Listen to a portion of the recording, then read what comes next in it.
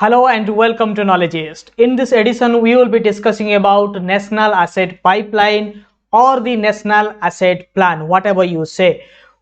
Yes, so let's begin in and let's start. It's a very important topic, and today the Finance Minister Nirmala Sitharaman has just launched the National Asset Pipeline, and on the show we will be discussing about what is National Asset Pipeline, what is the theory of asset monetization, what is the theory, what are the differences between greenfield assets versus brownfield assets.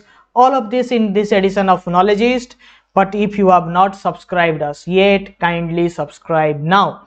Session bilingual होने वाला है, हिंदी में भी बता देता हूं। आज के सेशन में हम बात करेंगे नेशनल एसेट मोनेटाइजेशन के बारे में और व्हाट यू से नेशनल मोनेटाइजेशन प्लान या फिर पाइपलाइन, और सेशन में जानेंगे एसेट मोनेटाइजेशन होता क्या है, उसके बाद ग्रीनफील्ड और ब्राउनफील्ड इन्वेस्टमेंट्स या फिर एसेट्स क्या होते हैं। बट बिफोर दैट, अगर आपने अभी तक नॉलेजिस्ट को सब्सक्राइब नहीं किया है, kindly subscribe and without wasting a further second we will start with asset monetisation plan और नेशनल मोनेटाइजेशन पाइपलाइन.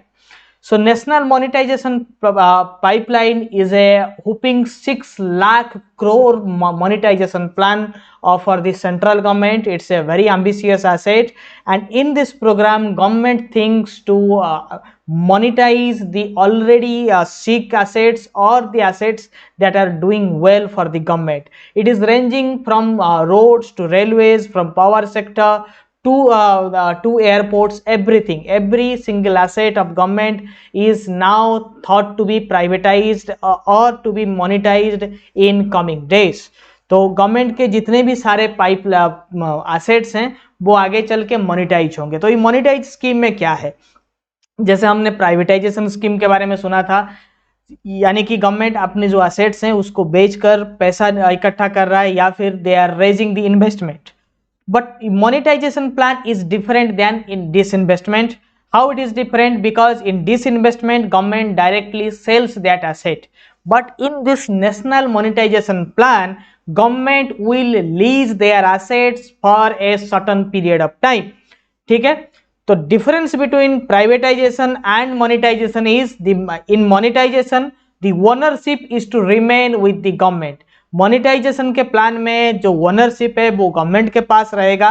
जो ब्राउन फील्ड एसेट्स हैं उसको लीज में दिया जाएगा प्राइवेट सेक्टर को, ताकि जो एसेट्स ऑलरेडी आइडल पड़े थे या फिर लेस यूटिलाइज्ड एसेट्स थे उसको मोनेटाइज करके उससे इन्वेस्टमेंट इकट्ठा करके गवर्नमेंट नए ग्रीनफील्ड प्रोजेक्ट्स में इन्वेस्ट करेगा या फिर नया एसेट क्रिएट करेगा. तो यहाँ पे सवाल उठता है, what is greenfield asset and what is brownfield asset. Greenfield asset is an asset where new constructions required to be made, new investments required to be made, where the risk is high. But brownfield assets are the already constructed assets where there is no whopping investment needs to be made and the risk is definitely low, but there are restructuring requirements is there in the brownfield asset. Greenfield asset वो है जहां पे नया investment की जरूरत है, नया construction होके उसको नए एसेट में तब्दील किया जाएगा, नए एसेट में चेंज किया जाएगा.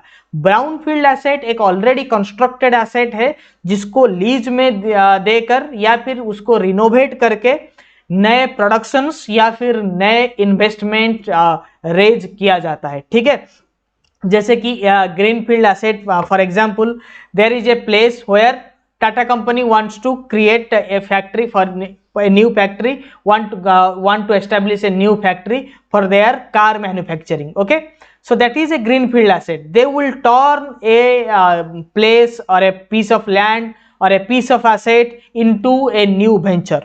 तो यहाँ पे रिस्क ज्यादा है, इन्वेस्टमेंट ज्यादा है. अगर ब्राउन फील्ड में टाटा कंपनी इन्वेस्टमेंट करना चाहेगा, जैसे कि आपको पता है शेवरलेट जो जर्मन मोटर कंपनी है वो इंडिया छोड़ के जा रहा है, जो उसका एग्जिस्टिंग प्लांट है अगर उसको वो लीज पे लेता है या फिर खरीदता है, उसमें थोड़ा बहुत इन्वेस्टमेंट ज़्यादा करके वो उसको यूज कर सकता है, उसमें रिस्क कम है, इन्वेस्टमेंट कम है और ये दोनों के लिए फायदेमंद है। टाटा कंपनी के लिए भी फायदेमंद है, जो आउटगोइंग कंपनी है जैसे कि सेवरलेट उसके लिए भी फायदेमंद है, क्योंकि वो उस एसेट को बेच के थोड़ा पैसा कमा लेगा।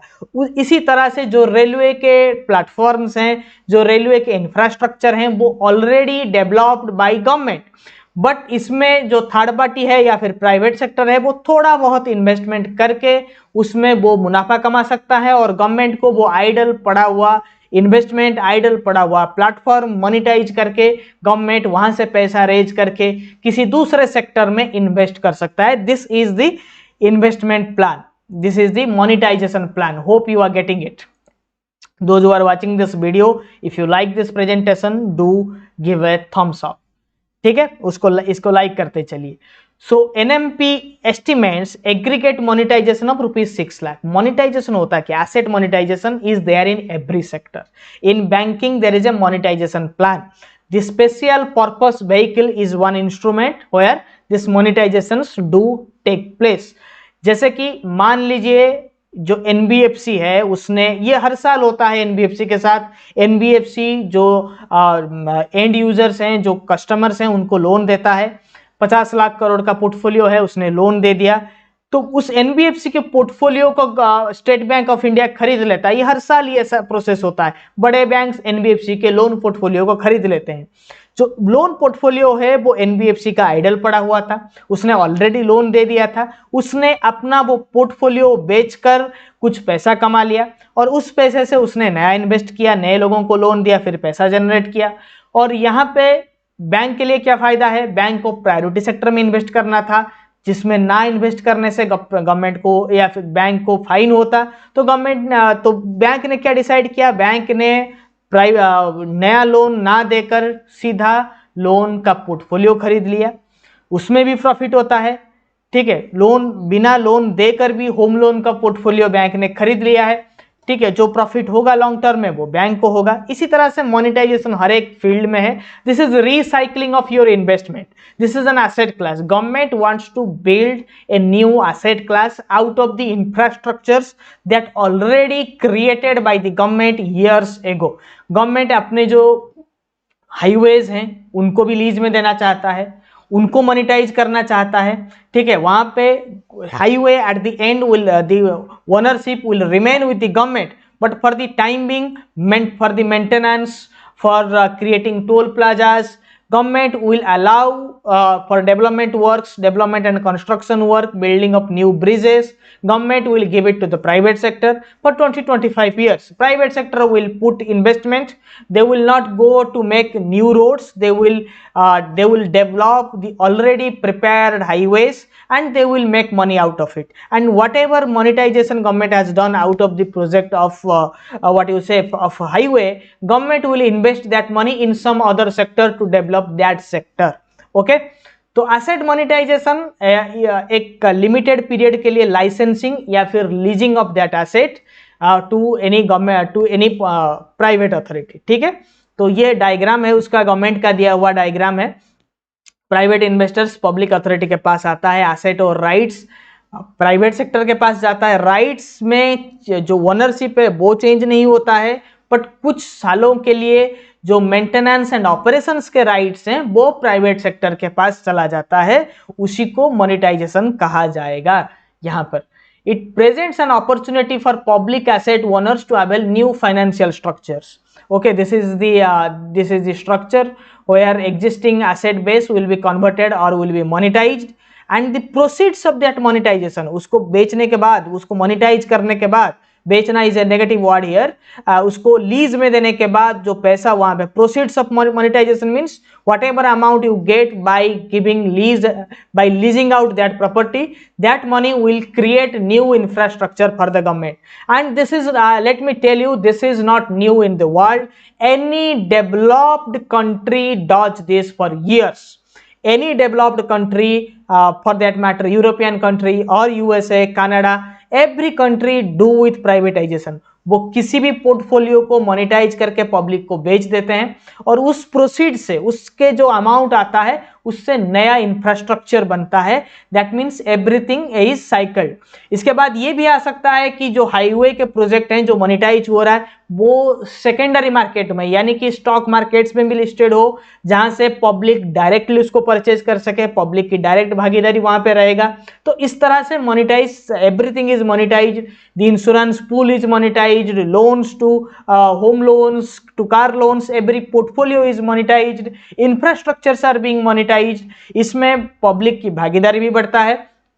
And second, government gets another avenue, like if you have an idle property nearby your home, you want to lease out to the third party for 5 years, for 10 years, and in that 5-10 years you will get some income out of it, okay? And after some days, when you decide that you will do some other construction work, you will get back your land and you will start the construction। Okay, what is the objectives of NMP? NMP के क्या objectives हैं?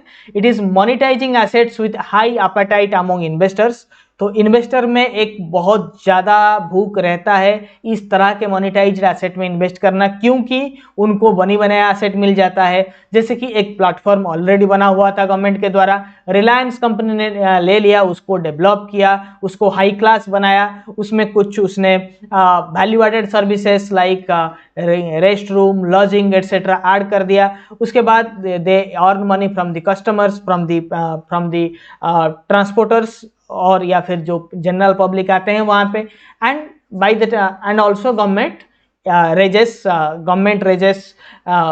through monetization, government raises a huge amount of money, and that money is now diverted into other sectors like development of education sectors, development of healthcare system, that are the consequences, or that are being done from the proceedings of monetization, without necessarily increasing debt levels or taxes through reallocation of resources from other public services। तो इसमें क्या होता है, tax के services या फिर government के date level बढ़ता नहीं है। गवर्नमेंट लीज में दिया है तो गवर्नमेंट को एक्सटर्नल कमर्शियल बोरोइंग करना नहीं पड़ता, तो इकोनॉमी स्टेबल रहता है। ठीक है, targets of efficiency gains and competition, और इससे कंपटीशन बढ़ता है।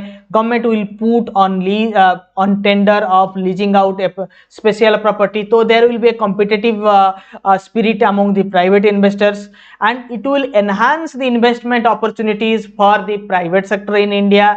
Also the FDIs can invest in this in India, and if FDIs flow increase to a country, that country's economy is already set to grow, and there will be liquidity with the government will have enough money to deal with various crises like COVID-19. Hope it is understood to all of you. Okay, and some more objectives we have listed out here. Brings out clearly a scale of financing through asset monetization। देखो, जब budget में shortfall होता है, ये हमेशा रहता है, हर देश के बजट में रहता है, there is a deficit budget, government की बोरोइंग्स ज़्यादा हो जाती है। ठीक है, और गवर्नमेंट की इनकम कम होता है, एक्सपेंडिचर ज़्यादा होता है, और in a democratic country where the government is to show themselves populous, मतलब लोकप्रिय जब गवर्नमेंट को दिखाना होता है, तो गवर्नमेंट बहुत सारे पब्लिक इंटरेस्ट में बहुत सारे स्कीम्स में काम करता है, और जो बजट होता है वो डेफिसिट में चला जाता है। तो डेफिसिट बजट को भरपाई करने के लिए गवर्नमेंट के पास दो ऑप्शन है, या तो बहुत सारे करेंसी वो नोट छाप दे, या फिर एक्सटर्नल कमर्शियल बोरोइंग करे। एक्सटर्नल कमर्शियल बोरोइंग में टैक्स इंटरेस्ट देना होता है, government go bankrupt due to this, जैसे कि 1992 में हुआ था। तो ये एक स्कीम है जहां से गवर्नमेंट अपनी फाइनेंसिंग को बढ़ा सकता है, और एक जो गवर्नमेंट का ऑलरेडी बजट डेफिसिट था वो भी फाइनेंस हो सकता है। लॉन्ग टर्म में इकोनॉमी के लिए ये एक बहुत अच्छी कदम है। इसको डायरेक्ट जो पब्लिक सेक्टर एंटिटीज हैं या फिर जो पब्लिक के एसेट्स हैं, गवर्नमेंट के एसेट्स हैं, उसको डायरेक्ट प्राइवेटाइजेशन करके बेच देने से एक ज़्यादा अच्छा ये वाला कदम है। 20-25 साल के लिए गवर्नमेंट इसको लीज में दे देगा। ठीक है, phasing of the proposed monetization and the capital generated over a medium term. In a medium term period, government will raise a handsome amount of capital. Guidance on asset, project profile and method of monetization. There will be new methods of monetization will be rolled out by the government. brief operational counters of the project and asset, kilometers of road, circuit of kilometers, how many kilometers will be monetized in case of highways, etc. Government will government have already released a detailed guideline through Niti Ayog's portal. So these all are the part of it. And what are the assets that are to be monetized? ये कौन से asset हैं जिसको government short term में monetise करना चाहता है? Roads and railways, urban infrastructures जैसे stadium, bus stand, airport, petrol pumps, power sector, pipelines and telecom, warehouse and logistics, sea ports and airports, और नॉन कोर सेक्टर में land and buildings of government are to be monetized, not privatized. Choose your words carefully. This is not privatized, this is monetized. Okay, monetization के ऐसे ही cycles होते हैं. If you look into the developed countries economy, monetization play a very vital role in it. Okay, so the national monetization pipeline also talks about brownfield assets where investment is already being made. अभी मैंने बताया था brownfield asset और greenfield asset. greenfield asset जहाँ पे नया investment करना होगा, नया सब कुछ बनाना होगा, तो greenfield इन्वेस्टमेंट में बहुत सारा रिस्क होता है और investors are not attracted to greenfield investment. But in brownfield assets it is already prepared asset. Only modification or reconstruction of that asset is required, so it attracts a huge number of investors from domestic market and from markets abroad. Okay, देश के भीतर से या फिर देश के बाहर से ये जो ब्राउनफील्ड एसेट है वो अट्रैक्ट करता है investor. Ownership of asset remains with government. There will be a mandatory handback. Government ownership government के पास रहेगा और मैंडेटरीली जो कंपनी 20-25 साल के लिए लीज मिलेगा उसको वापस करना होगा. And in some places there will be a PPP model, public private partnership model, in terms of development of brownfield asset. So अभी जो स्टैट्स हमारे पास हैं, 15 railway stadiums, 25 airports and are to be monetized, and 160 coal mining projects are to be monetized. Central government has set a goal of 88,000 crore in this fiscal year out of the total 6 lakh crore. And apart from this, government will monetize assets worth 1.5 lakh crore from railway sector, 1.6 lakh crore from road sector, and 45,000 crore from power transmission sector respectively. Thank you. Hope this presentation meets all your banking requirements. If you have liked this presentation, do give a thumbs up and do share in your social media platforms so that it can be viewed by all others. Thank you everyone. Thank you for being with Knowledgist.